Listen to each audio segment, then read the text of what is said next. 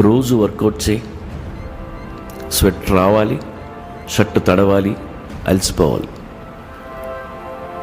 అలసిపోతేనే పడుకో, పసి పిల్లాళ్ళ నిద్రపో. దేనికి భయపడద్దు. భయపడితే కిడ్నీస్ ఎఫెక్ట్ అవుతాయి. ఎక్కువ వర్రీ అయితే స్టమక్ అప్సెట్ అవుద్ది. యాంగర్ కంట్రోల్ చేయలేకపోతే లివర్ దుబ్బుద్ది. ప్రతిదానికి స్ట్రెస్ ఫీల్ అవుతూ పోతే ఆ గుండె ఆగిపోద్ది. కామ్గా ఉండటం నేర్చుకో.